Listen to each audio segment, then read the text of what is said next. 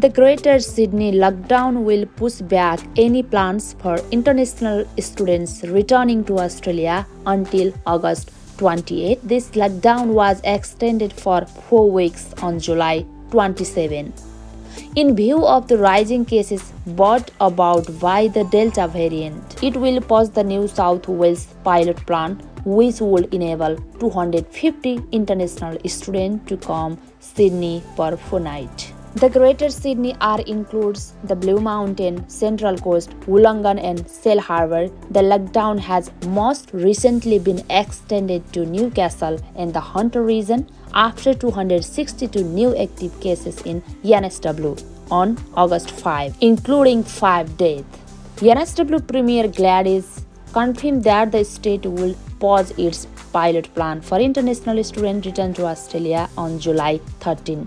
By this point, it was already clear that a lengthy extension will push the program's start date into the later month of the year. The government has said Australia will not reopen until at least 80% of its population is vaccinated, likely to be sometime next year. The current total is nearly 20%. Cabinet has met for the 50th time today. And we've met at a time when so many Australians are now subject to lockdowns because of the Delta variant of this strain, which is causing a third wave all around the world. And we met together today to further strengthen and do everything we can to support Australians as they're going through this very difficult time. Strengthening our supports, whether they be economic, continuing to support the efficacy of the lockdowns so they can be effective, and the sooner they're more effective and the sooner they are effective, the sooner they end. And of course to continue to roll out the national vaccination program, which today in the most recent data has hit another very significant mark with over 240,000 vaccines delivered in one day.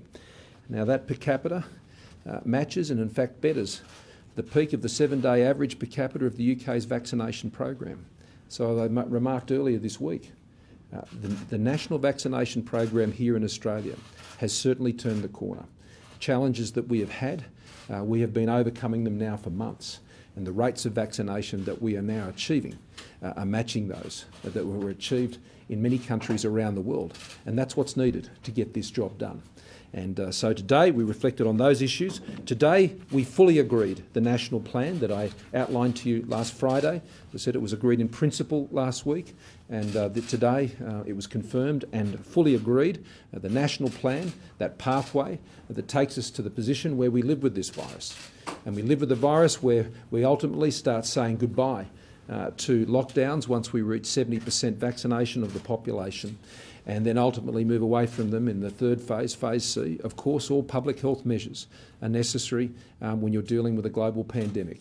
But these important changes, affirmed again today by all the premiers and all the chief ministers, fully agreeing to the national plan that I announced last Friday at the Lodge after our meeting last week. More than half of Australia's 26 million people are currently in lockdown due to Delta outbreaks in Sydney, Melbourne and Brisbane. Sydney, the world's hit city, has recorded over 4,300 cases in its outbreak. That's all for today. Thanks for watching. Please subscribe this channel for more updates.